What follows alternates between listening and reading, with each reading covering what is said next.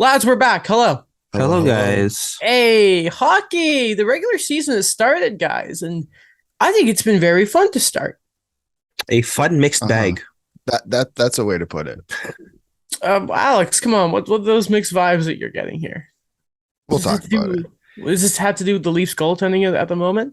No. I think there's a bit of sketch going on there. I won't lie. I think it's a bit sketchy, a bit Oh spooky my that's going on God. with Matt Murray. All right. I've The got cap tinfoil controversy. hats. All Yes. right. This is I what mean, we're gonna do. I don't know how it took a couple of hours to determine somebody was just a quick groin thing, and then oh god, 4 week conveniently, we can get Nick Robertson. I don't know. This is a little sketchy. It's Okay. a little sketchy. That's how we're I gonna feel do bad it. for Matt Murray though. I I feel think they bad should for check Shea Weber again. I he's not on Montreal anymore, so I don't care. Go ahead. Okay. Go ahead. Thanks for Dodonov, even though he nearly cost him in that Leafs game. But yeah. So Ducks before we legend, start, though, by the before way, we- Evgeny Donanov. of course. Yeah. Yes. Before we start, though, I just like to say it was a good week, Adam. I'll gladly take the W in fantasy hockey. I am disappointed that I needed a big performance in that Flames game last night. I thought leading up to it, if I have any chance of winning the week, I basically need Jacob Markstrom to blank the Oilers. And I'm like, I have faith in him despite what happened last year. And then I see that Daryl Sutter decides to start Dan Vladar. Now, the Flames won the game, so I can't really complain. But yeah, that's a tough loss for me in the first week. I'm not happy about that. Nikita Kucherov was a bit of a disappointment. So was Roman Yossi. Those were my two big horses. And obviously Markstrom was my other big horse. And they were kind of disappointing. I can't have a week where both Bennington and Knight get me a win, and then the big guys disappoint. That's not good enough for me. I'd like to thank Sidney Crosby and Connor McDavid for their big weeks and getting literally 25% of my points. Yeah, no, that was insane looking at it. Like your point ratio, McDavid was at 43, Crosby at 38.5. My goalies is- did absolutely nothing for me this week. The fact that Crosby fell to you makes me so angry. I don't know how the league didn't think. If I was in a different position in that thing, he would not have. It's ridiculous. Oh, Ridiculous. well, my Oh my center gosh. depth is insane. I lost by 2 points to Mike. That's not good. You know why? You know why? Daniel. John Gibson was a -9 in fan points last night. Bro, this -15 for a loss is ridiculous. But see, you know what? I feel really bad, Daniel, because do you know what? If we hadn't made that Nick Suzuki trade and you still had him, Yeah. probably would have won the week. So That's I do okay. apologize for that. But anyway, that's not looking good. But anyway, Wait, see Mike. who's I just went to go look at the names. I saw someone change their name. Who's Uri Engvall? that's Will Christopoulos. Oh, Okay. Yes. Who's PD revenge season? I think that's Scott Dawson. I'm Okay. assuming because he is the Canucks fan. So Yeah. I mean, Who starts at the Dome? that is Will Baldwin. Okay. Starts at the Dome. I think he has one of the better names in the league. Okay. Yeah. Yeah. It's so Yes. funny. Yeah, no, we have that league is mostly people who have been on the show, by the way. Not all of them, Mostly. because some people don't respond back to people. Kind of like Mike Stevens when we first asked him to come on the show all these years ago. He said he'd come on, then he ghosted us, and then he complained about an opening ceremony that had nothing actually to do with him because opening ceremonies are not for reporters; they're for the fans, especially the fans in the building. Anyway, Exactly. Let's get to that. Let's get to that. 'Cause Okay. I have some Good. thoughts. Okay, so obviously there was a lot going on about Montreal's home opener. Yes, I was at the game. Of course, I always go to them. And it was the first opener I've been to they actually won. So a lot was being made that the ceremony was long. Okay, wait. Before we get there, who was it? Because I listened to about everyone, and it was really the you know what's on Twitter. Let's clarify who it was because I don't want to throw that shade at Friedman, Merrick, and those guys because it wasn't no. them. The first person I saw, and he had a whole thread about it, and I didn't see Yeah. this until the first intermission, was Mike Stevens. Yeah. And then I saw JD Bunkiss had a bunch of it. I'm like, hold on. Okay. A minute. Yeah. And I'm like, hold on a minute. First off, and I'm not saying this is like Leaf bias thing, but those are Leaf reporters, obviously. Sure. Listen. Okay, I'm gonna give you a perspective that's being lost here. And Chris Johnston made a little thing at it. Julian McKenzie, former Habs, guy covered them for the Athletic and that obviously sort of even poked fun at it. Listen, those ceremonies. First off, I don't. I think a lot of people were missing the point. The scratch who were introduced from Montreal. Okay, I don't think anyone's complaining that Carey Price got his moment. I want to talk about that a No. little later.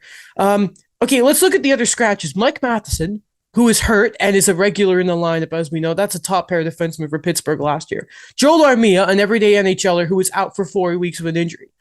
Jonathan Drouin, who everyone seems to forget at the time wasn't actually 100% healthy. Everyone was throwing around healthy scratch. The reason Jonathan Drouin didn't start the season is because he got sick in the middle of training camp and he was still catching up. Okay, but Jonathan Drouin, normally an everyday player, right? Joel Edmondson, everyday player, one of the leadership group members. Paul Byron had an A all of the past couple of years. Oh, guess what? Is out for basically the season with this hip injury. So actually, all the scratches are normal roster members. And I know people were giving crap. They were announcing all the equipment managers and that, right? I think it's nice to give them a moment. You know what I mean? Yeah. I just think it's a nice 100%. moment. Yeah. That's just me. Okay, listen. That I believe home openers are for. I didn't see Habs fans complaining about that ceremony. I think home openers are for the fans in attendance. 100%. And guess what? As a Habs fan who was there for that ceremony, I loved it. And I think that's all that matters. Like, and poking fun at the torch, I'm like, have you never seen a Habs? Like, here's the thing: don't watch it. Every year. I disagree. Wrong. I disagree. Okay. The issue I have with it is, and the Leafs did this too, and I don't know about the other home openers, is if you're saying the game and this is my biggest pet peeve. Yep. As someone who watches soccer, when they say the game starts at noon, the game starts at noon. If the game starts at 1, the game starts at 1. And they've been doing this. The NHL has been doing this for years, and they're not the only sports league to do it. Yeah. Baseball does it, man. Pitches at 7:07. I don't understand why it's 7:07, but it's freaking 7:07. If you're saying the game starts at 7, start the damn game at 7. So either put it on before, scrap the pregame show because it's one pregame show a year. You don't have to lose your mind over it. Like Sportsnet and TSN, no reason to lose your mind over it. Mm-hmm. Then start the game at 7. That's my biggest pet peeve of all. I can agree with that. I'll concede that point because you also know I'm a big fan of drop the damn puck. I think we're all sort of like that. Man, if you tell me to go and sit in my seat at 6:30 on Thursday at the Leafs home opener, I'll sit in my seat and watch the pregame ceremony. But don't tell me to sit in my seat at 7:30 and then start the game at almost 8:00. That's funny. Why I have issue. That's funny because do you guys know Drums and Flats? No. Okay. It's a place on Avenue Road. Pretty good chicken wings. I'll bring you guys there one time. I went there with a few friends to watch the opener. Fun fact, one of my friends has a player t-shirt of Colton Orr. Wore that. Good Lord. That's a good one. Yeah, it's a good one. But yeah, I know what I mean. It was very long. We really did think it was going to start earlier. Just kind of a tongue-in-cheek thing, but I had to order twice at the restaurant. I had to order food twice because it was so long. That's my only thing is just don't tell me to sit in my seat at 7:00. That's when the game's gonna start. But that's just my general thing. That's my worst thing with hockey. But I do agree with you. Plus the thing with the torch, it hasn't been in the home opener for a couple of years. I think there's a nice symbolic thing to first year is captain for Nick Suzuki. Shea Weber is gone. Paul Byron is basically gone. Carey Price, it seems, has said goodbye in a way. I think it was a nice moment to have it there, especially with the young rookies that were playing that game too. Slavkovsky was beaming with a smile. I thought that was so nice. I just think it's if and even Mike Stevens was making sort of digs at it, even when the Leafs home opener happened. And I'm like, if your biggest talking point of that game coming out of it continues to be the ceremony. And I know Mike Stevens is sort of he's a more comedic sort of guy compared to other media members, which is refreshing. It's just dude, it's just get over it. Yeah, it's just okay. Keep making your dig. It's one night a year this happens for that specific team. Is it rough the first week when maybe you're not obviously a fan of that team and you're kind of watching the home opener going, okay, let's get it there. When you've watched 4 or 5, because there's some teams that start later, like St. Louis's home opener was yesterday. Mm-hmm. Gets a little annoying, I'm guessing, but the Bell Center too. How do you not enjoy the energy there? And that home opener was loud too. It was loud. So just relax, man. Did they not do it because last year there was no fans to start, and the year before there was no fans practically the entire year? Well, it's always sort of. What do you mean exactly? Why they didn't do The torch? torch, yeah. I would believe you. I would believe you, Because but I'm I just still trying think to it's time. No, I'm yeah, at. yeah. I'm, no, Oh, no, no, I I'm know what you're just doing. trying Yeah, to trying to Mhm. time because I remember, 2019. I remember 2020. Well, sorry, 2020.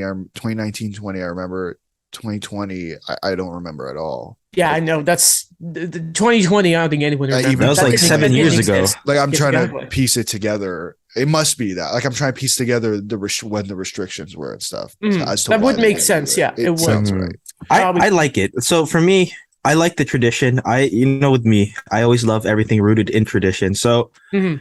I don't know, like other than like the time thing, which was for me just an inconvenience, not so much of a disagreement. I like that they introduced every player. Like if we're gonna use baseball as another example, when I went to Game 1 of the Wild Card Series, they introduced Hyunjin Ryu, who hasn't played since May. Mhm. The guy just had Tommy John surgery, and he was on the roster. They named a bunch of guys that didn't even play. They weren't even on the actual like playoff roster, and they were introduced. But when we mentioned the torch thing too, like you've mentioned it so many times, Adam, how it's part of the culture there. It's part of the tradition with the Habs. Like I had no problem at all with it. It's just people saying it's corny. I'm just like, guys, like, there's literally so the torch they use isn't actually the original one. The original one is actually in a case in the alumni room in the Bell Center, right? So like, that's how big of a deal it is. Like, corny, like, man, it's again. I said this before. It's very difficult to describe the feeling of the Bell Center without being there. But there is hype when they lower that torch and the flame goes out on the ice. It's awesome. It's so but you cool. you can't understand that if you're not there. Like it again, like I think you hit it perfectly before when you said these things are for people who are in the building. Mhm. Like which is to me, I don't I don't understand why they show it on TV, to be honest. Like you don't get anywhere near the same understanding of what's going on in that building when you're sitting on the couch. Like I understand why they show it on TV, but I think it loses so much of its meaning when you're watching it on television compared to when you're there. Okay, so do you recommend I go to because I've only been to a Blue Jays and a Raptors home opener. I've never been to a Leafs home opener. Mhm. I've been to a Marlies home opener, but not a Leafs home opener. Sure, like it's good. It's cool to be there. It's nice to be there, but if you're watching it on TV again, Not the same.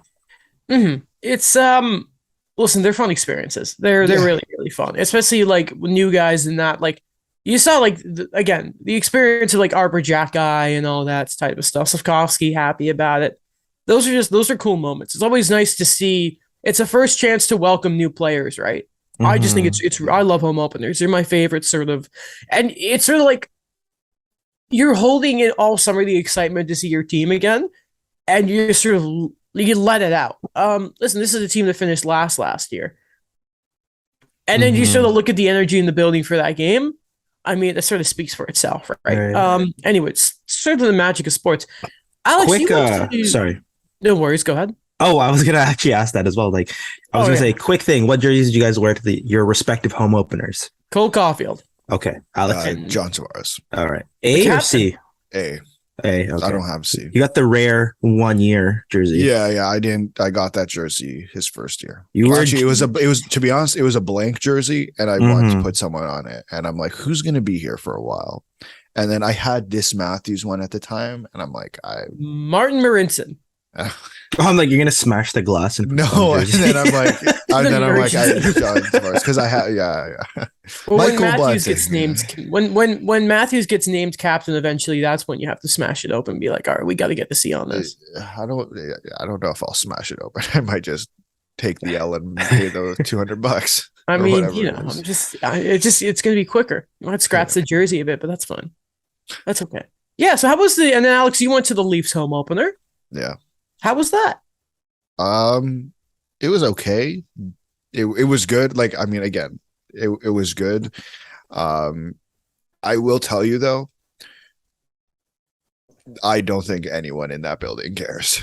It was really well. I think from what I saw, it was quiet. No, man. When I tell you, when I say no one cares about the regular season, I mean no one cares about the regular season. Was Justin Hall's introduction as mundane in person as it sounded What do you over the mean? TV? Like It was like quiet? Justin Hall, and it was like, They were Yeah. just quiet. yeah. No, man. I'd say. I mean, I don't know. Like, I don't know what it sounded like on TV, but it sounded pretty much the same. Mhm. Okay. Obviously, the guys who got the loudest ovations were Mitch, Austin, and Tavares. But And then David Kampf, right? like that, those, yeah. Yeah. Okay. Like those three got the biggest ovation. Matthews probably the biggest by far, and then everyone got their due. But it was definitely I think it was tough going into that game, and like it was tough going into that game with considering what the hell everyone had watched the night before. To be honest, And how about we start there? Okay. Obviously, in a podcast, we care mostly about the Leafs and Habs. Even if each team has played 3 games respectively, I think we have to talk about the one where they faced off against each other. yeah, Mhm. It was again. I thought it was a fun game. I thought it was a hell of a way to open the season. Ends up being a Montreal win with 17 seconds left. It's Josh Anderson after a not great pass from Jake Muzzin, or a clearing attempt, I should say, from Jake Muzzin. The Leafs end. Looks like a pass. I don't listen. The boards are your friends. That's what I love to say. But anyway, I think a lot of people were going on around the sort of box mentality when it came to defense Montreal was playing. Personally, I really liked the way they were playing in transition in that game. That's what impressed me the most. I thought their passing, especially Kirby Dach, who I think has been very, very. I like Kirby Dach so far. He's been good.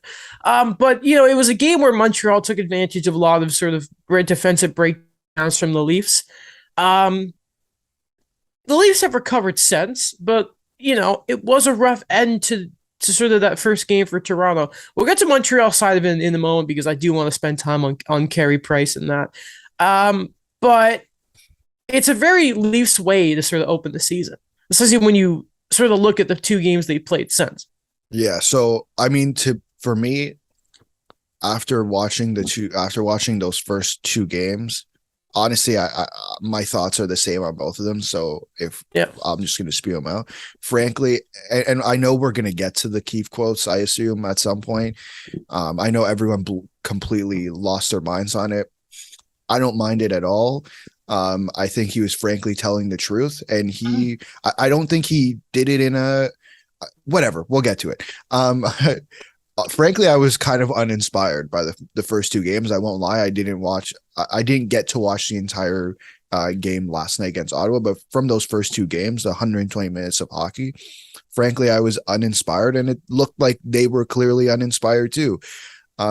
I didn't feel the sense that they understand the urgency of what's going on here. And again, I'm the guy who says I don't care about the regular season. Call me when it's April, but I don't get paid hundreds of thousands, if not millions of dollars a year to play hockey. You know what I mean? Like from their perspective, whether it's game 81, 45, or 82, you have to be on. You have to have some urgency.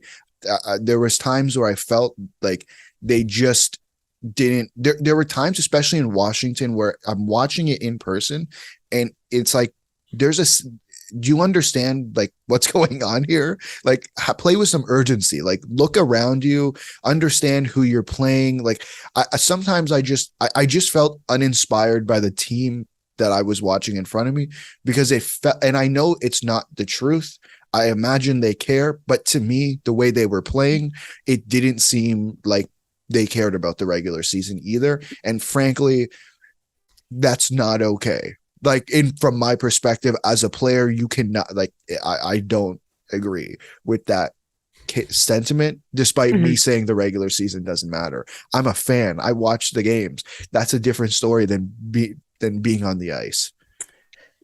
I accuse Sheldon of maybe the back half of last year keeping a muzzle on, not muzzin, a muzzle on at points. That was my opinion. Because sometimes maybe you gotta save your bullets.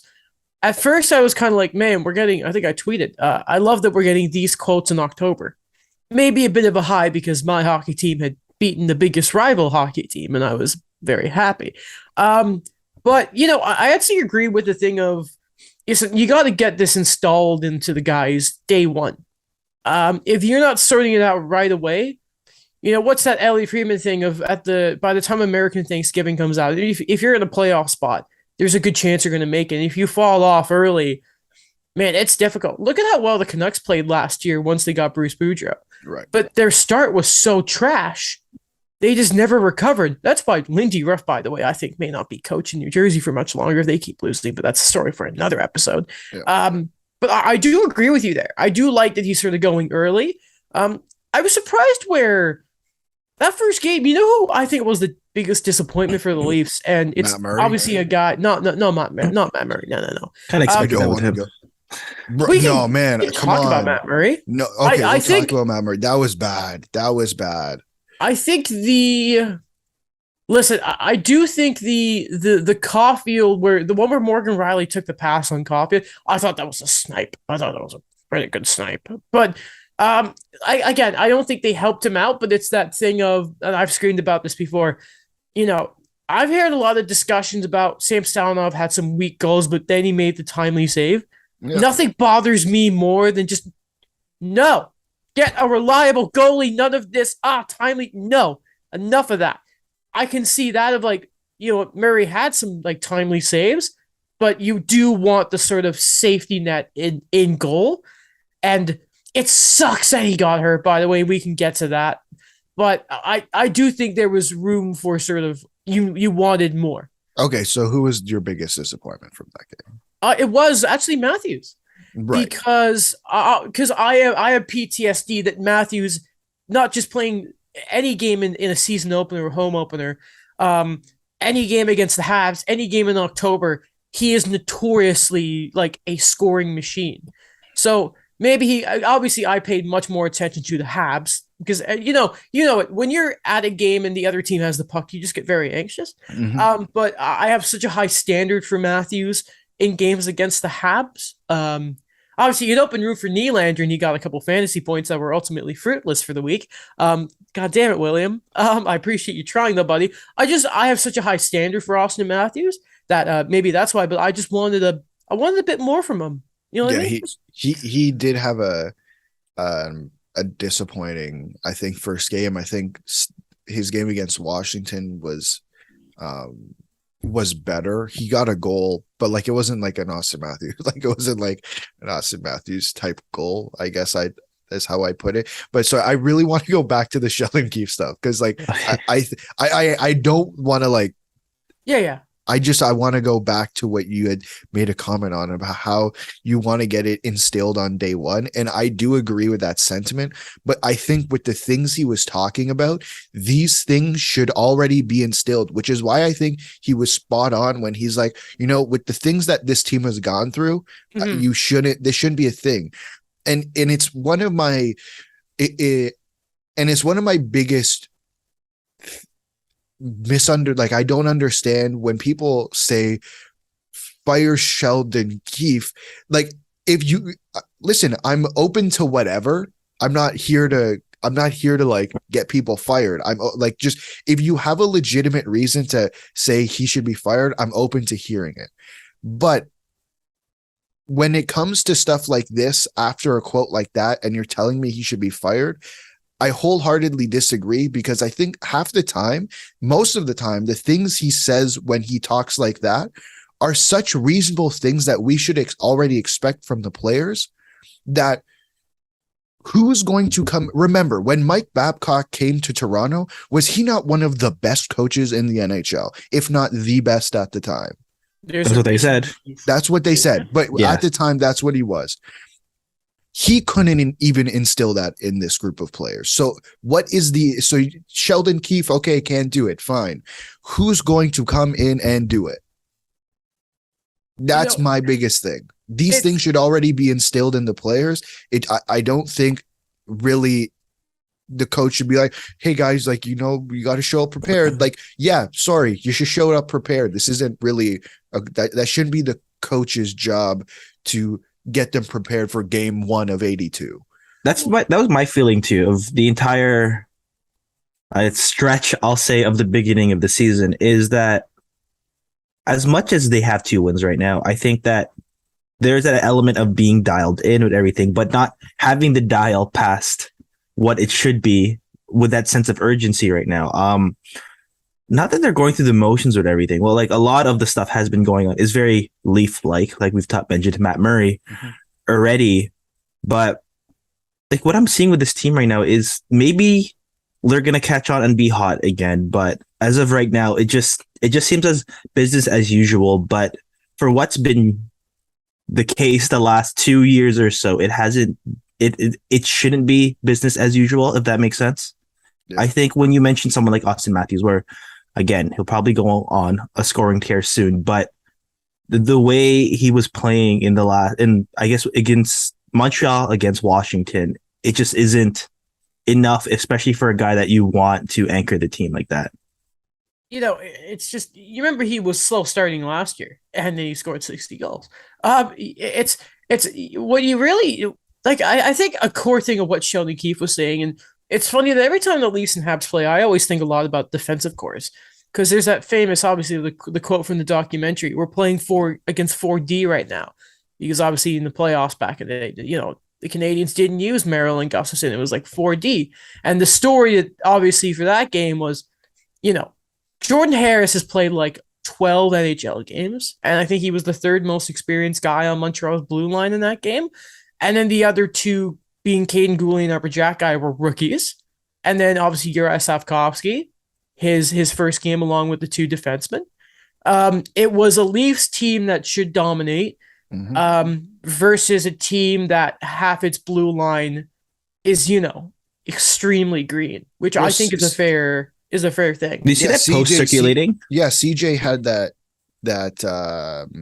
stat Giordano, where Mark Giordano had more games played than all of them combined, which I thought was a funny stat because I remember, was it 4 years ago? It was like Yager had more points than like half the Leafs or something. Yeah, it was that. And then it was like Chara had more games played than the entire D-core combined. It was something ridiculous like that. It's crazy. Yeah. It's just, I think that's the real dig at it, right? And it's like, come on, lads. Like, you should dominate this. And, it was, and I mean, you saw rookie mistakes from guys like Arbor Jack that led to that Kerfoot penalty shot, by the way. And thank God Jake Allen stopped it. That was rough because, by the way, I thought that, listen, they need to do a better job of showing better camera angles when you go to games. I don't know if it's like this at the Scotiabank Arena. I said because I was about to say the Air Canada Center. Yeah. Still not used to it. But there's the thing of like it feels like they don't have the overhead view because to the Bell Center, that save on the Kirby Doc wraparound looked like Matt Murray had it in his glove and then pulled it into the net. Obviously, apparently, the review on TV basically said it wasn't conclusive enough, and Sportsnet didn't put it in the highlight package for the game. So thank you, Sportsnet. I felt like it was under him partially. I don't know if it went in his glove. Again, I don't remember. That's what I mean. We didn't even see it in the Bell Center, so it was like that gets called back. To us, it looks like a good goal, and then Kerfoot gets a penalty shot, and you're like, sweet, merciful. Don't do this to me. But Jake Allen has been a superstar to start the year. A rock. And Carey Price is like, you're having a rough time with no offensive support this season and standing on your head. How does it feel? Join the club. By the way, when it comes to injury news with Montreal, actually, we're on the Leafs. We might as well talk about Matt Murray. I don't know how much around the league we're actually going to get to today because we've been here a while, but it is time to sort of focus on the teams we care about. Matt Murray yesterday set to be the starter against Ottawa. He was supposed to be. Yes. It kept going back and forth on the score app. Because on the score, when I checked on Friday night, it said Samsonov, so I wasn't. So he was in the starter's net at practice. Okay. And then sort of hurt himself, looked to be in some sort of discomfort. A few hours later, he's on LTIR. Basically, it's going to be like 4 weeks or like 10 games he's going to miss. Eric Shalgren gets called up. It looks like Nick Robertson, due to the LTIR review, will be called up. I feel awful for Matt Murray, first off. Like, I genuinely do. It felt like, listen, when you get the season opener against the Habs, I think it's a sign that you're going to be given the starter's net. Mhm. And then instead, it seems to be a cruel twist of fate that he gets hurt. And now Ilya Samsonov is having the leg up right now. Hashtag Team Samsonov. It's also, I feel bad, feel but like I've been there from the beginning. it's just sort of like, it's like, by the way, Samsonov, I think with his quotes is slowly be like replacing Jack Campbell. I shouldn't say slowly, very quickly replacing Jack Campbell's spot in Leafs fans' heart. But, Matt Murray, Yeah. I really, really hope he can come back and look, unless it's playing the Habs, look great. Then Matt maybe take the night off, keep, keeping that glove a little low. But like, honestly, like, he's been through so much, and you want him to stay healthy. And apparently maybe like his groin, which for goaltenders is just, you never want to hear that. No. I think it was Kerry Lettinen back in the day. I think hips. Hips, yeah. Yeah, like his hips. They got to him. Like, just groin stuff just ruined his career. It was funny yesterday, obviously, when everything went down in the morning, where Murray gets off the ice, and obviously it was Friedman no, it wasn't even Friedman. It was David Alter who had tweeted that he left with like an apparent injury. And so obviously as soon as that happens, everyone's losing it. But Ben Steiner tweets that because it was going around that Eric Shalgren also might be injured from last night's game when he played for the Marlies. And so Ben Steiner tweets that if Eric Shalgren's injured, there's a good chance that they sign like a U Sports guy to a PTO, and two of the guys he mentioned were UFT guys. So I waited a little bit, and I'm thinking of sending this to like my group at UFT, just so like, hey, everyone's aware that this is going on. Then I see Elliot Friedman post a thread. I'm like, possibilities with Matt Murray's injury. I'm like, God, Elliot, why are you doing this to me on Saturday morning? And his last one was that if Eric Shalgren's unavailable, they'll sign Jet Alexander, who I think they've used before, but he's a UFT goalie. So I immediately sent that to my group at UFT. So it was a whirlwind of a morning for the Varsity Blues. Really going with the company man route with UFT, aren't they? They took that away from the Nighthawks. What are the Nighthawks now? Do we know what they're called officially? Not yet. The Calgary Dayhawks. The Calgary something. Calgary Day Pigeons, probably. We'll find out. Let's go completely sort of like. Shouldn't it be like an element? Because I'm thinking flame. It's like the day water. The burning sun roosters. The day late. I don't know. The day rivers. Yeah, man. Well, hey. Okay, yeah. Maybe we. Alex, I had a question for you. Let's hear it. If Jet Alexander suited up as the emergency backup last night, yeah, or maybe in the future, we don't know what's going to happen. God, please. Would you get his jersey on the Leaf? So it says Alexander on the back. No? Okay. I don't think so. I don't want to spend that money for that. Respectfully. I'm sure that jersey would be somewhere in our office, in our building. Mm-hmm. But like Adam, would you get a Luke Adam jersey? No. Okay. No, I would never do that. What happens if you went to Montreal? No. And you could say Adam in the back. I don't know about that, man. Okay. I don't want to get my own name on a jersey. I don't like that. No. Well, it's usually last names, right? I like it when it's first names because it's like it's actually a player. It would be kind of weird if I had a jersey and just said Cole on it in 22. No, but it's like an actual person. Like that's their last name. So, No.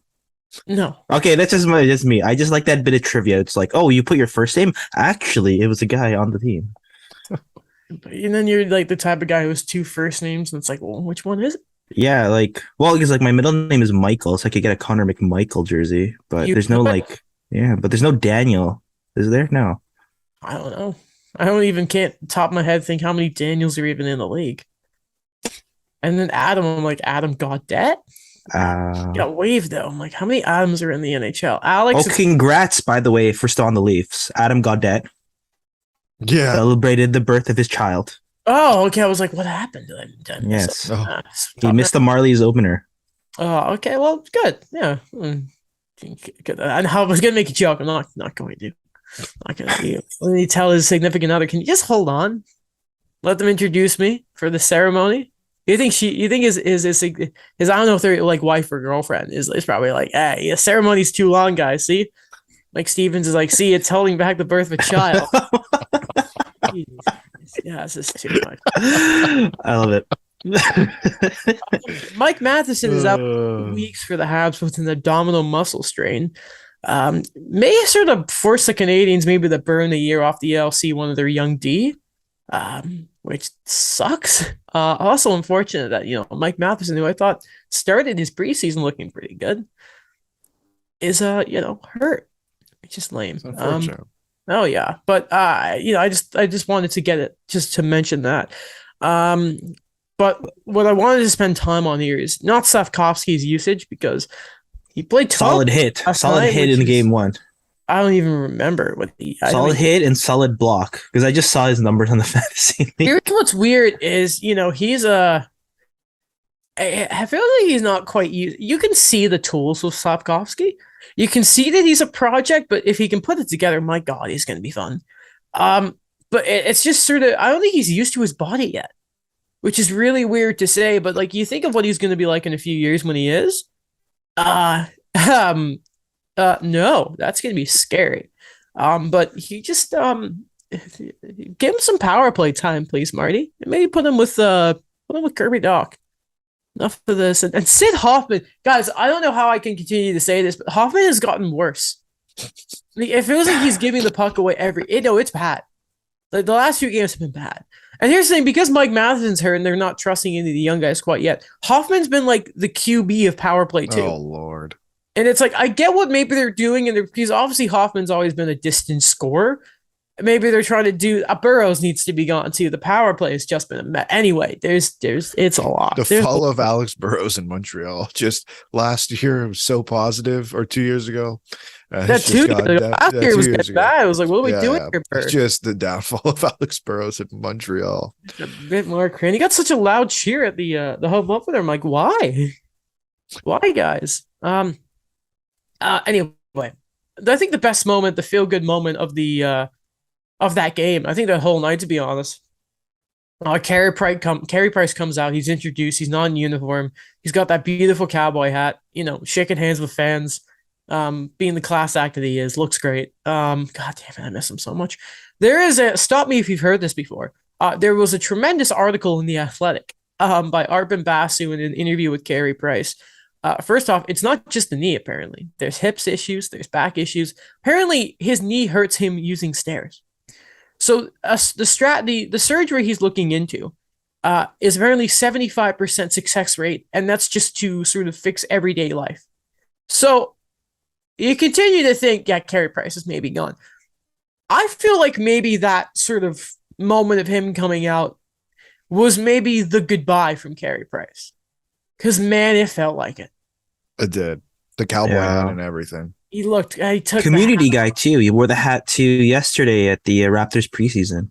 Yeah, apparently they showed him on screen and they went nuts. And not yesterday, sorry, 2 days ago. He's the freaking man. I'm happy he did that instead of watching the Detroit game because I wouldn't have wasted my time watching it.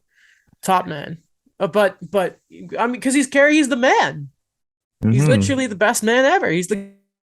I like that he's just enjoying himself. Like there's this adjustment period that I know for him as a competitor, him as a player, it's tough. But I like that he's still in the community for things. Like he's still in the public eye. He's still being himself. He's still with his family. That there's just like this element that sometimes I'm kind of used to seeing when a player's towards the end of his career, especially someone who is an icon, that they kind of disappear from the public eye. And then there's something there. Like I think he did have that when he was dealing with his mental health. Mm-hmm. But I like that now he's kind of embracing that I'm still here. We're still figuring things out, but like I'm back in a way. I do think we're going to get to a point where he does go because it just seems like that's the kind of guy he is. But he's made it clear he wants to be around the team and he will be around the team. He talks about hockey being like a happy place of his. but how he doesn't want to bother the doctors and that too much because he feels like a burden, and it's the one thing he's never wanted to be. This is all from the Arpin Basu article, and it's like he's around the city like hunting like elk or whatever. It's like, man, probably made like a vest under that suit jacket. He's probably got like a vest from some elk he hunted. Some he just top man, beautiful man. Oh, it's just so rough to see, man. It's just so unfair when you realize just how bad it is for him. And it's like he's got 3 kids, and he's like, I want to skate and play hockey with my youngest son. It's like, damn, Louis Yeah. Lincoln. It's just unfortunate, man. He is a legend. I mean, we even like the NBA in Canada tweeted Montreal Canadiens legend, and it just kind of hit me that like that's the sort of present, like that's really like the sort of like aura around Carey Price, is he's a legend. Like, he legit is a living legend. Oh, Carey, we miss you. We miss you. Anything else you guys want to say about the man before we move on? No, We just love said him. it all. Yeah, Where's the freaking man? It's hard to top you on Carey Price, man. I know. Like, how do we follow up from that, Adam? I love him. I love him. He's just the best player ever. Get him in just hang the number up. I don't care if he's not officially retired. Just put it up there. I don't care. I say we hold on to the Muslin conversation. Yeah. Just, he was bad in game 1. He was better in game 2. In game 3, I don't think we have a consensus sort of. Game 3, he helped tie the game. He did. That was a good. great deflection for David Kampf. Okay, very good. Very good. Do you guys want to talk about Michael Bunting? No. Okay, never mind. Oh, we didn't talk about. Are we still going to go on the Leafs or are we going to go to the Habs for injuries? Is there anything? Who am I forgetting injury-wise? I thought we forgot about Gianni Fairbrother. Oh. He might miss the season, guys. Yeah, no, you know what? Legit, he sort of has the Noah Juleson thing where he's done a lot of injuries. Yeah, he's done for the year with a knee injury. Oh, that's sad. Oh, man, I that's know, unfortunate. man. Because, the first Laval game here, unless we do go to Laval, it's in January, I believe. And now we're not going to see Gianni Fairbrother. I mean, we may see Sapkowski there. Oh, yeah, that'd be cool. We may see. I was gonna say Mayshire, but they sent him to Kitchener. I think they're. Then we're gonna have to go to Kitchener. Okay, we're going to Kitchener. Go freaking see Philip Mayshire play. Should be good. He's a good player. Any other injuries? Not I that think I know that's of. it. Just that one was when you sent me that, Adam. I don't know what to I do know. that. And we don't want to talk about any of the Michael Bunting 8-year stuff that Pierre LeBrun threw out there. Listen, you in there. He said that negotiations haven't started, so we don't need to talk about When he it. said that and he kept going on, I'm like, man, you are just. I don't know what you Negotiations think. haven't Wait, started. was it Pierre or was it Darren? It was Pierre. Oh, It was okay. all Pierre LeBrun. Okay. Okay. For anyone who didn't see it, we Not won't giving talk about it. I just want to throw out how crazy this is. So on insider trading, Pierre LeBrun said that he thinks the Leafs could be open to extending Michael Bunting at a max term. That's 8 years to keep the AAV of the contract down. He did say the negotiations haven't started, but he still threw it out there, which I thought was funny. So it's not insider anything. It's just Insider insider thoughts. insider blockchain discussion. Like, it just means nothing. I don't know. Respect. Like, I love Pierre. Like, just what am I great supposed guy. to do with that information? Chris Johnson's been really quiet about crypto, hasn't he? I just wanted to throw that out there. Anyway.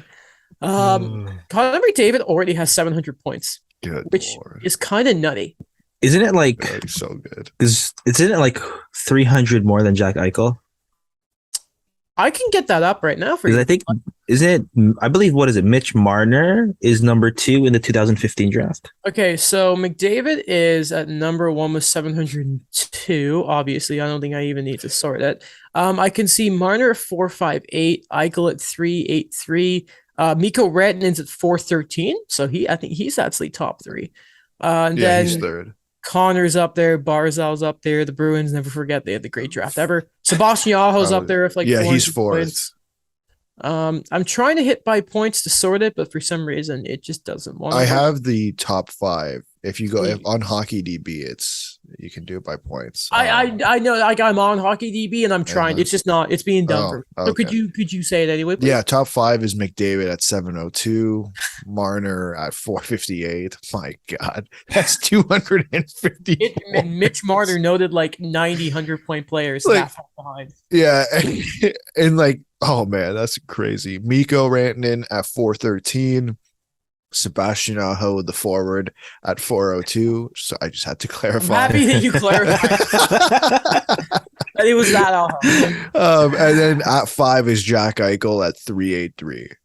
That's insane. First off, good for Eichel that despite like missing an entire year, he's still up there. Yeah. Yeah, and it's about so McDavid has 489 games played and Eichel has 412. So almost a full season. So here's what's interesting is he could probably have another 40 points if he didn't get hurt his rookie year. I think it's safe to say. He only played 45 games. So he could probably, I think it's safe to say, I can't believe he was point per game his rookie year. That's dumb. He didn't win the Calder. That's yeah. Artemi Panarin, everybody. People were complaining about it then, but last year was like, oh no, but it's fine. You know? No, but there was a difference. McDavid was a point per game. Panarin. Listen, I didn't have Michael Bunting winning, but I know. I'm just saying there are people. So if he probably had that, he would be, a good way. He'd be on a fair way on his way to 800 points, which is done. See, here's what's lucky with McDavid is obviously he had that really bad, like, was it leg or knee injury a couple years ago? It hasn't affected him like at all. Like he's gotten better. So here's what's interesting about McDavid, right? Is he has lost time.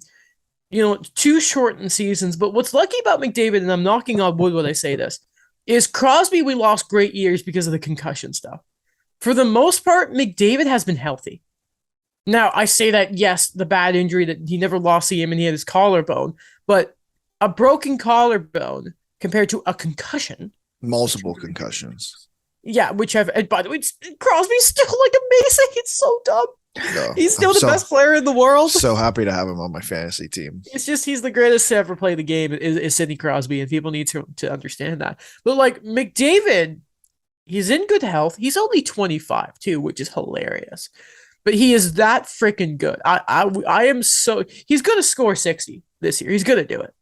Yeah, I honestly wouldn't even be surprised. And you wouldn't mind because let me do some quick mathematics here, ladies and gentlemen. I told there wouldn't be math. So what do we have? 5 points for goals? Yeah.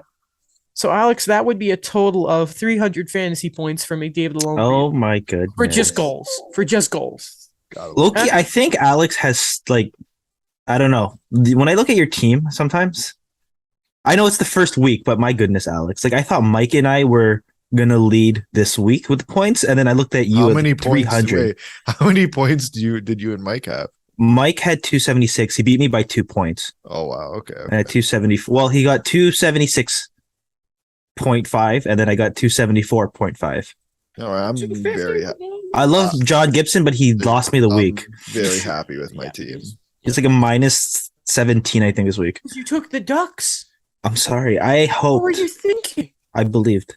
See, that's what happens when Alex got, it's just sort of a. Okay, my one other rant too. Alex, wait. Let's go back to that for a second. Wait a second. Go back to what you were gonna say. Mason McTavish, Jake Voracek, I will. Marchessault, Bergeron, Hamilton, Hanifin, Sider, Theodore, McDavid, Crosby, D'Angelo, Alexei Lafreniere, Svechnikov, Barry, Sorokin, Campbell. So whenever the Oilers win a game, Alex is basically gonna pull home like 50 points. And you know what? You did well because you got first overall. Because then what happens, I'm going to explain why. I'm not just going to say first overall means he wins. Because what happened with our draft, I think you would call it a sneak draft is the term. So instead of just having first, Alex would have first, and then he would have pick 13 and 14. So it was a tremendous position to be in. Yeah, that's what I'm saying. Is you listen, I picked in the later rounds. I did. I picked guys earlier than I probably should have. I shouldn't have taken Campbell where I took him. Oh my God, I definitely should have taken Tony D'Angelo where I took him. I definitely could have picked him up later than I did, but I knew Mike was going to take him. There's some questionable picks, I think, on whose team? Because I did the auto draft, right? Because I was working still, and then I looked back. I'm like, "What's going on?" And you still got Kirill Kaprizov. Yeah, I'd love that. Yeah, I wanted him. By the way, As soon thank as you for that happened, I texted Adam. I'm like, there's no way he's on auto draft and got Kirill Kaprizov. By the way, Daniel, thanks for just not even saying anything about the Cynthia Simp squad. I'm so mad I lost and I had 3 goalie wins this week. Like, that's never going to happen to me again. 3 points for Pietrangelo. I'm so pissed off with Nikita Kucherov. I'm so mad about him. This is why I'm trying to get another big score for the squad. Yeah, that's why you're Marc-Andre Fleury is trying to really trade for testing my Crosby. patience this week. That's why you don't pick him. Did you see his quote where like he admitted that, well, he used the F word, but he said he was being stupid because he didn't even realize the goal went in. Yeah, I didn't see that quote. I saw Matt Zuccarello's quote last night. I don't know if you gosh. saw that. We're like, what was it like? We're playing defense like an effing junior team or something like that because they've let in 14 goals in 2 games. You remember when Bruce Boudreau was coach and they were like the best defensive team ever? Yeah. Yeah. Dean Evison, though. And then Marc-Andre Fleury, that was the bet you made, eh? Re-signing Goligoski, was it, when he was like a healthy scratch? Okay. Man, Listen. like it's Come crazy. on, Like, Merrill. the luster of that team, like everything. Remember we praised them like crazy. They were Remember- fun and respectable for like 2 years, and now it's like the Wild again. Like it's just kind of like, it's like when they bring things back of a new season of like a show, but it's like, there were a lot of things that we loved. They were the diamond in the rough, and we love that. But it's like, all right, this is a great start. What are we going to see next? And then it's the same thing the next season. It's the part where Pam's like, "What's her name, Michael?" And he's like, "You already know." That's the episode The Lover, right? Yeah. That's my all-time favorite scene in that show. Who, Michael? It's okay. No. The transition from going from his face or her face to his face is just unbelievable. It's so freaking good. And then when Jim goes at Frank and Beans, and she's just like, she's your mom too. Like, sleeping with your mother. When he's having the conversation with Michael in the in the break room, and he's like, what car does she drive? And he names it, and he's like, and he just loses. He's like, damn it. And then it's this, and then Toby comes in, hey Jim, not now. No. And then Michael just exiled. Yeah, you losers. It's such a good episode. Oh, and then the one where like the mallard that Dwight puts in, and then like Jim messes around, has Andy playing like music, and it's just great. That shot of when like the music blasting and like Dwight just stares down at him because Andy's like, it's so funny. You know what else is funny? I almost swore. The salary cap. So the Leafs, I don't know what the hell it is with LTIR now, but before going into like the opening sort of day of the season, they had $4 in cap space. Yeah, the Canucks had 0. Alex, I'm getting there. Jeez. Oh, sorry. I didn't know you were going there. Sorry. Edmonton had 167. Yeah. Tampa Bay had the best goalie in history at 33. Shout out Patrick. Not Talon. $16 for the Vegas Golden Knights. And then the Canucks, for the first time ever, had exactly $0 in cap space. That is really respectable, but it is. I hate the salary cap. I hate the hard cap so much. It's unbelievable. I can't believe it. It's the epitome of embarrassing. It's the lack of salary cap space around the league, essentially. But then it's okay. You know what? Everyone in the middle, you know what? We shouldn't pay the guys who score, It's just not good for the league. I hate it. Who ended up paying the guy who scores for them. But then they ended up paying the guy who scores. So it doesn't really matter. Hate this league so much. What I don't hate, though, is the Colorado Avalanche. Classy. So their home opener, they're raising their banner against the Chicago Blackhawks. Dominant win, by the way. And out there, they bring Ian Cole. Apparently, he was on like Chicago's bench watching, and they invited him out to the ice to sort of celebrate with them. You mean Jack Johnson? So yeah, Jack Johnson. Sorry, I sorry. He's like, he was at Chicago. I'm like, what are we talking about here? I have everything ready because I want. Okay, got it. Yeah. So I mean Jack Johnson, noted not a scumbag, Jack Johnson, who has been through so much, and like it's such a great story as Jack Johnson, right? so he was on the bench. Apparently the Avs are like, come out, buddy, come celebrate with us. I just love that famous thing of what was it, Solane and Jaguar, like Yeah. arms around, skating around in Anaheim. It was just sort of like it was a really nice sort of moment to The have in that flight of way. my childhood, I call it. Exactly. It's a Yes. great. It's like it's historic, right? And they're there watching the banner go up, and I just thought it was a really nice moment. And I thought it was really nice of the apps to do that. Really like also because Alex reminded me of it before we started recording, how they presented the rings in those little cases that like played the moment where their win was called. I thought that was really good. I thought that was a really nice presentation. And then the whole, all these diamonds, and you could probably worth a house, some of those No, rings. honestly. It's hilarious. Yeah. Some other just quick little notes out before we get to Ian Cole to get them out the way. There is actually a tiny bit of an update regarding Rachel Dory. Funny enough, Jeff Merrick tweeted this. Who he hasn't really said this unless I've missed it. But let's not forget. I think Rachel Dory and Jeff Merrick have a sort of. I think they're pals. Like I do think they are. I think he's always spoken very, very, very highly of her. But so I would assume him hearing this information, I'm just assuming maybe he told her. She told him this. But he tweeted the other day that Rachel Dory, who was dismissed from the Canucks shortly after head coach Bruce Boudreau announced she was joining his staff, has retained Vancouver labor lawyer Peter Gull. That's all we have for now. But I thought that was interesting. It's always interesting when you bring on a labor lawyer. Yeah. So we'll see what happens there. But that's all we have at the moment. Okay. I don't think there's a point in speculating about Larkin and Pasternak's deals at this very moment. 10 million and 8 million. Let's just throw it out there.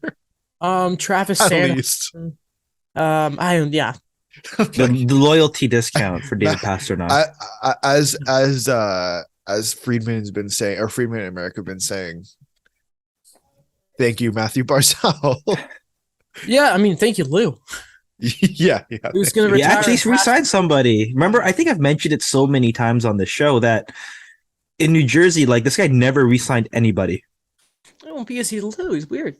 And then they asked, like, okay, so why do you pay certain players this much and then others not this much? And he's like, I look at it as a family, that we're a family, and you really have to buy into it. Okay, guys, but let's be clear. He does re-sign certain players. Let's remember, That's true. Yeah, Ilya Kovalchuk almost got 13 years or whatever. God, yeah. Oh, he talked about. So this is alleged. Like, this isn't an alleged thing. Sorry, who talked about it? Kovalchuk or Lou Lamoriello? It was an alleged thing where because the Devils were losing a lot of money at the time. Yeah, and then I don't know. Apparently, this is all alleged. Like the owners of New Jersey said, what can we do to help bring in more fans? Like, that's true. A Russian superstar. Look what Ovechkin and Malkin are doing for their respective markets. Yeah. Let's bring in Kovalchuk. For 13 years.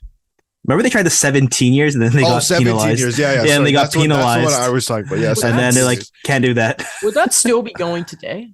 Yes. Because that was Probably. 2010. Yeah. Oh, Oh, okay. yeah. Definitely. Hilarious. God, they're weird. Yeah, Travis Sanheim in Philly. Good contract. Yeah, cool. Yeah. Good news in Philly for once. What was that? Let me get the actual. Well, they contract. got to win. They got to Yeah, win. they beat New Jersey. They got to win. But That's Miles not Wood safe. is not happy. That was the best thing I've ever seen you said. No, I stated a the fact. people- Tell I the stated a people fact. what you said. The people are not in their DMs. I stated a fact that Miles Wood openly said to the media that he's frustrated with the team. He's tired of losing. And I just stated a fact. He's on the fourth line. Like, he is on the fourth line. That's character, Daniel. Sorry. That's what you want from the team. It's an 8-year extension for Mr. Travis Sanheim, by the way. He is 26. It kicks in next year. Cap hit is $6.25 million. There's some signing bonuses. No trade clause for the first 4, modified for the back half of it. I think, I don't have a problem with this deal. I think it's a rare Flyers W, as some would say. I don't know how rare it is. They're 2-0 to start the season. So That's not going to last. It's not good when your Are coach. they the team of destiny? No. I love when at the beginning of the season your coach is asked, is there any identity to the team? Have you found something positive? And he simply says no. That's what I love to see. Yeah. All right, so Carter Hart letting like 2 goals and 4 shots was not great for the Canucks. Against the Canucks, sorry. But yeah, I'm rooting for Tortorella. You guys know I like him, Mr. Animal Rescue dude. But I just don't buy it with the Flyers. The Caps, I'm worried about though. I'm worried about the Capitals. We'll talk about that another day though. Ovechkin scored. It got called back, which is I think just a sin. To be honest, I don't think that should ever be allowed to happen, or he should get a penalty shot afterwards because I think that record needs to be broken. So let's do it. Shout out to the Seattle Kraken for being scumbags. Shane Wright, his first game played like 9 minutes. They scratched him the second game. They scratched him the third game, which was the home opener. Can they just send him back? So here's the thing. I'm big for the sentimental stuff. I was big that even if you're going to send Slavkovsky down, play in the home opener so he gets the experience. Shane Wright, as we talked about, who was projected to go first in that draft for years, fell into your lap. You signed his ELC in front of fans on the ice. Remember that? Oh, yeah. He's this sort of, most exciting thing to happen to your franchise since it came into the league, probably. And you don't listen, I'm sure he got announced with the players on uniform and no one complained about that, of course. But I just, Seattle. But you're not going to dress Shane Wright for your home opener?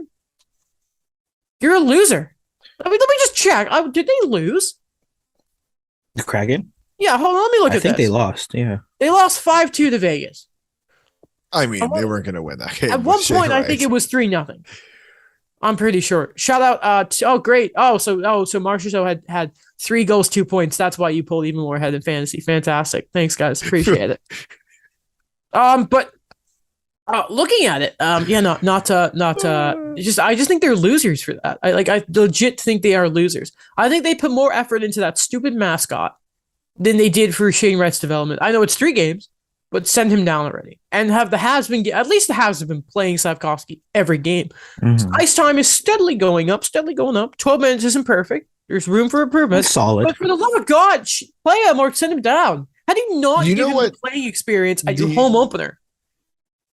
I wonder if there's a conflict of, okay, we either keep him in the NHL or we send him back to the CHL. And this is listen, maybe he needs to go back to the CHL. There's people who probably watch Shane Wright a hell of a lot more than I do. But he had 94 points in 63 games last year. Like, what are you going to go back in the CHL and do? That's like the thing. Dominate again? You know where you can send him? Where? I'll say I don't know the logistics of it, but the Slovakian league. I don't know if they can do that. Try it. I don't know the logistics I either. don't think so. The Slovakian league and TPS Turco. Is that where Slavkovsky's from? Yeah. Like, that's the thing. Like, you either keep him in the NHL or you send him to the CHL. And I don't know. Maybe I don't understand. I don't know Shane Wright enough. I just don't like the idea of sending him back to the CHL for him to just dominate what he did last year. I don't think that's going to develop him. That's going to do him any good in terms of development either. Here's what I would say. If they're keeping him in the NHL, play him. So he gets the touch of the puck. He learns the game. Sitting him and playing him 6 minutes is not going to help. Correct. That's it. Now, could there be an argument that obviously he had a slow start to his CHL draft, his draft year last season? Yeah, but yeah, I don't know how many exact. Just make a decision. Like, that's all I want from you guys. It irks me the wrong way he didn't get that game. I don't think that starts the relationship off very well. Anyway. 2 things to finish the show. First off, Emily Kaplan was the first to report this, that on Wednesday, Ian Cole was set and then met with league officials. PA guys were there. I think he had legal representation. And then yesterday, the NHL, 30 minutes before Hockey Night in Canada started, nice, put out their statement. New York, October 18th, 2022. The National Hockey League announced today that it had concluded its investigation into anonymous allegations posted on social media against Tampa Bay Lightning defenseman Ian Cole, having found no evidence to substantiate the allegations. The investigation of the allegations, which were made anonymous in a social media post on October 7th, Today is the 16th. The findings came out on the 15th. Obviously, let's just keep that in mind. That's just me speaking about the dates there, but important detail. It was conducted by the league security and legal departments. The investigation included 2 separate interviews with Mr. Cole, as well as interviews with the NHL club personnel and other individuals with potential relevant information. Further, the investigation included a detailed review of online and social media, public data, and court records and law enforcement checks. In addition, despite attempts by the league to make contact with the anonymous source of the social media post, those efforts were unsuccessful. On the basis of foregoing, the NHL now considers this matter closed. Now, I think it was sort of made clear by people like Chris Johnson. They did try more than the simple reply to the Twitter post saying, please DM us, which people at first thought maybe that was all they did. Now, listen, on a surface level, if you've covered every base and sort of your number one source here being the person who posted that tweet isn't getting back to you, could you say, there's nothing you can do? The simplest thing to say is yes. However, I would say this. I feel like if you have learned anything from the Kyle Beach stuff or from what's happened with Hockey Canada, which we will finish the show with in a second, I would spend more than, 8 days investigating? It's pretty quick. Sure. That is what I will say. If Ian Cole is innocent, listen, right now, only how many people really know the truth? All I'm saying is I think the league could have put more into this. I sort of joked to somebody, I think the Catfish group could have done a better job. Yes, the MTV Catfish show probably could do a better job trying to find this person than the NHL. That's all I'm gonna say here is I feel like more could have been done. I don't necessarily disagree with you. Like, the issue is I don't know what the NHL did. Like, I think, and we're never gonna find out. It's just but the difference I think between this and what happened and what went on with Kyle Beach and the way that was, first off, the way that entire thing was handled prior to it coming out was brutal from the NHL's point of view. But it was beyond something something just posted on Twitter. That's the thing here, is that there's no one's gone to the police. No one's like, that's, I'm not trying. I don't know how to not come off as I'm not trying to blame the victim here. That's not what's happening. I don't necessarily think that's what I'm doing. I'm just like, there's only so much that the NHL can do if no one else is talking except Ian Cole. You know what I mean? Like, you get that point. Like, I agree. I'm sure the league could have done more. The number one issue is I don't know what the league did. And then from their perspective, if no one else is willing to talk except Ian Cole, and then you have the one Twitter account whose DMs aren't open and hasn't replied to their DM, plus the other things that they've done off the ice, I don't know what else they're supposed to do at the moment. That's my thing, is no one is willing to talk. There's no one there's no police investigation. There's no lawsuit or anything of the kind that we've seen with Hockey Canada, that we've seen with Kyle Beach and stuff like that. I don't know what they're supposed to do. That's the thing from my perspective. Daniel, do you want to? There is one thing I'm going to add. Yeah. Sorry, an authority here, Daniel. Like, this is $1 billion organization. That's what, like, you have resources. Here's my view here is the NHL have not done enough to me to give me enough faith to think that they have explored every nook and cranny. Sure. And I agree with you on that. Like, is Ian Cole innocent or guilty going to really admit to this?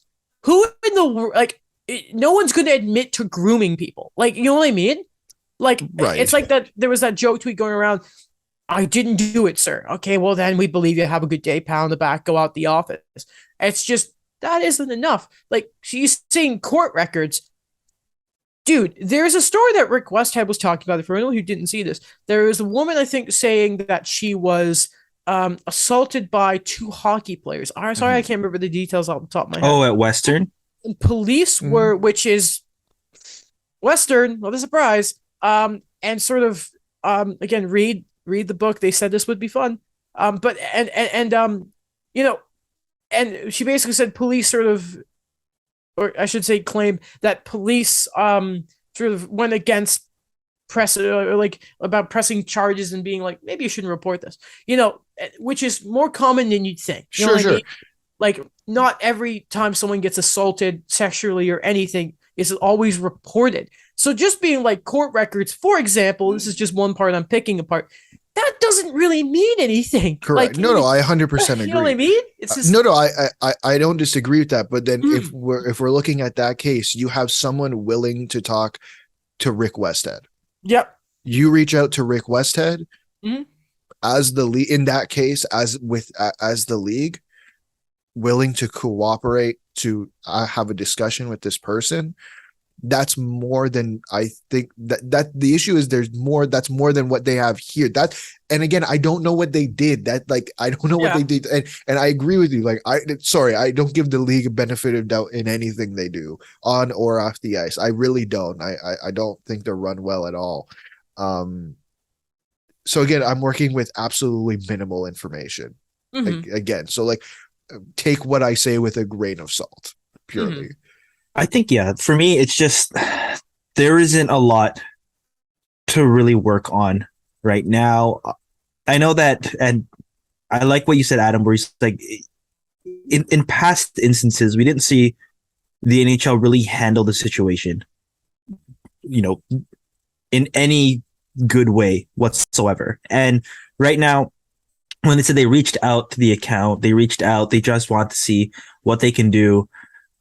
I don't believe it either. And it was a pretty quick turnaround for things where it's like, all right, it's kind of like Ian Cole gets back onto the ice.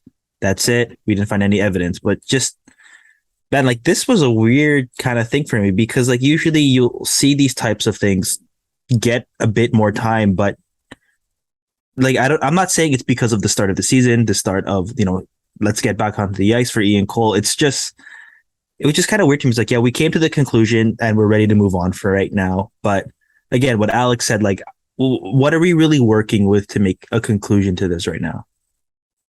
What is really annoying about all of this too? That the NHL apparently don't have, well, I think we've known this actually, don't have any sort of domestic policies to do.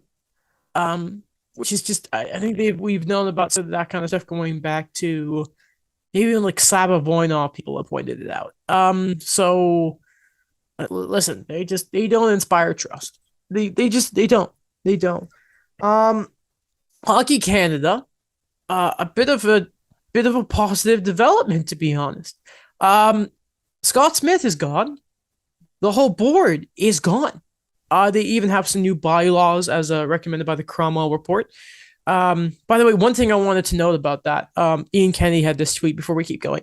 According to the Cromwell report, more than half, $13.65 of the $23.80 registration fee paid by players to Hockey Canada has been going directly into the National Equity Fund. Just quickly mention that, shall we? They're gone. Can I just add something? No, I think this came out of. Can I just add something real quick? Sure. The lights are still on. Oh. Yeah, I mean, so this came right after Bauer, I think, were pulling support. Yeah, no. Because they don't have a jersey or equipment right now. It's, well, it was, what was it someone said, they make the jerseys, or was it Nike? Oh, Nike makes the jerseys, and then Bauer gives them the equipment. So, yeah, they're not working with much. One other bylaw, I believe, they added, I saw this on 32 Thoughts, the TV segment, not the podcast, is it's a 1 year now term. It's no longer a 2 year to be on the board. Exactly. And in that, they also mentioned that I think it was Elliot Friedman was mentioning that maybe Haley Wickenheiser could be a name right now with the Lace organization. Maybe brought in. They haven't asked her yet. And Jeff Merrick sort of said keep a name for the eye of Therese Brisson as well as people who could come in and maybe they go back to the old two president system instead of one, which apparently is what it's been. Didn't know it used to be sort of a two thing, but that is what it is.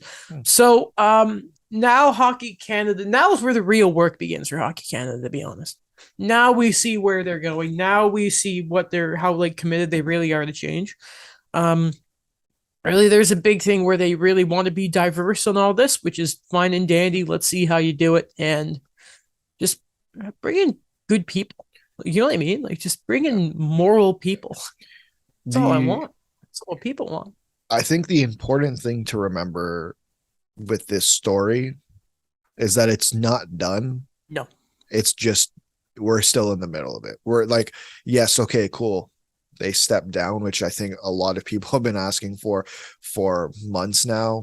And it took, I don't know how long. It took longer than it really should have. Mm-hmm. But I think it's just begun because now is really the time where it's like, okay, like these guys are gone. Who are you replacing them with? And I think you kind of brought that up there. Like there needs to be, we need to put people, this is my opinion. And you tell me if you guys disagree or you have different thoughts. But to me, the people you need to put on the board as the CEO, as and whatever other positions you need to fill are people who are willing to be transparent and hold people accountable. Because that is what I believe from what I've read, from what I saw, from what I listened to, what they truly lacked at Hockey Canada. And listen, they're not the only sports organization in this country who needs to do that, but they need people who are transparent and are willing to be transparent and willing to be accountable. Because frankly, I don't think and hold people accountable. And frankly, I don't think they've been able to do that for quite some time. I think they need modern thinkers. Like, you know what I mean? Like, I need people who have a sort of like, they actually know how to deal with the world in 2022. When it feels like Hockey Canada, again, we're old style hockey mentality. Again, just get out of the box. There's right now the more important thing is having sort of the moral compass of that organization figured out. And we've talked about this before, there also needs to be a revamp on the actual hockey side of it too. And I think you need, as well as like good, decent people, I think you need smart people here. Listen, a lot has to change and it's not going to be quick. Like it's not. But I think you need different sort of people where it comes to like, can bring different viewpoints to things. Like, you know what I mean? Like just stuff like that. You need to modernize Hockey Canada is a really big thing here. And that can apply to sort of like every facet of the organization. Because it feels like they were just behind in so many different things in both morality, the hockey side of things. There's chance to be good and to be a real sort of beacon in Canada again. It's going to take a long time to get that reputation, but you have a chance now, and it's going to be no one's fault but their own if they don't sort of run with it here. Yeah, I think it's what we've said so many times before, and with the guests we've had, for example, Richard Coffey, where we've mentioned that there has to not be that separation anymore of like, this is going on everywhere else, but hockey, guys, like I can't go back to like, okay, this is what we're going to see with what we want to see and leave everything behind. The problems of the world do not affect hockey. Like, let's just focus on the sport. Let's not talk about the other stuff. And I think that is, for this, like a necessary change for Hockey Canada, but it's just the first step. Exactly. Anything else to finish off here, guys? Okay, perfect. Well, on that note, thank you for listening. We're still figuring out the exact schedule when it comes to sort of how we're going to do episodes this season. It's more complicated than it's been in years past, but we'll sort it out. Especially because there is stuff we wanted to get to today, but it was just time. It's just sort of a vacuum and vacuum. I don't know if I made sense there. Anyway, we'll see you next time. Hopefully there's fun hockey to talk about and there's good stories. But if it's good, if it's bad, we'll talk about it. And we hope that you're there to listen the whole way through. Thank you, and we'll see you next time. Thanks, guys.